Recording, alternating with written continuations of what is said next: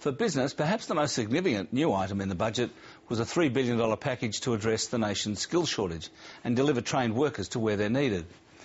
In fact, the tightness of the labour market was again highlighted this week, with unemployment holding below 5%, despite a small drop in full-time jobs in April. The biggest player in the labour hire game in Australia is the Melbourne-based Skill Group, which services some of the sectors most starved of workers, such as resources, construction and infrastructure. I spoke to Skill Group Chief Mick McMahon about what needs to be done and whether the budget has got things right. Well, Mick McMahon, the employment numbers showed a decline in April that were out this week. Are you seeing that reflected in your business? Are you seeing an easing up of demand for labour? No, we're not seeing that at all. In fact, probably in the last month or so, we've seen a little stronger figures down the east coast of Australia, which have been a little softer than we might have liked, with the effect of the rain and the wet weather on parts of our business, and I think the high dollar on some of our manufacturing clients.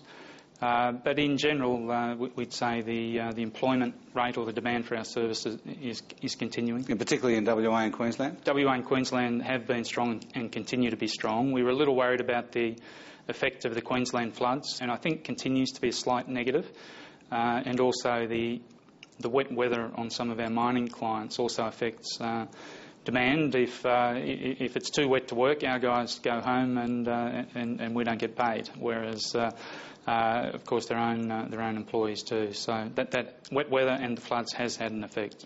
Tell us a bit about how it goes manufacturing versus resources, and also East Coast versus West Coast. You mentioned that it's quite soft in the East Coast and manufacturing. How long has that been going on, and what's the outlook look like? Yeah, so it's a relative statement. We're growing right across the country. So you're getting more jobs in manufacturing, just not growing as rapidly? At the same rate as we are elsewhere in the country. So over 40% of our business comes out of Western Australia, and demand is strong. Nearly half of our business is in mining, resources and oil and gas, where again demand is strong.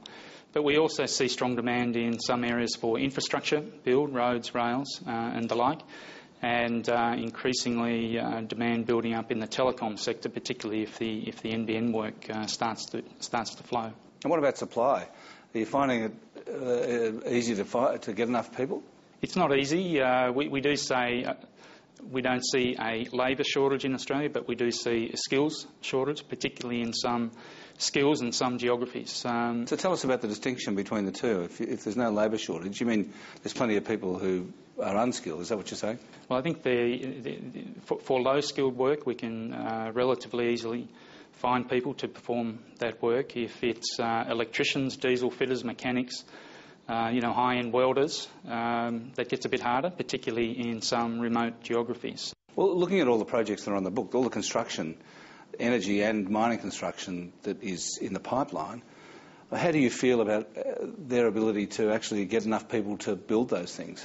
Well, I said at an investor conference last week that I don't see a capital shortage will limit a lot of that activity, but I do think there'll be potentially a labour shortage. But again, it'll be a shortage of key skills in key locations. So we have a backlog in some areas for high-end technical skills and white-collar professionals, geologists, engineers and the like, and it does take a little while to fill some of those roles. And if we look forward, I would expect that could build up. This week's budget was designed to do something about that, allocating another $359 million to the National Workforce Development Fund, making it a total of $559 million. Is that going to be enough? Well, direction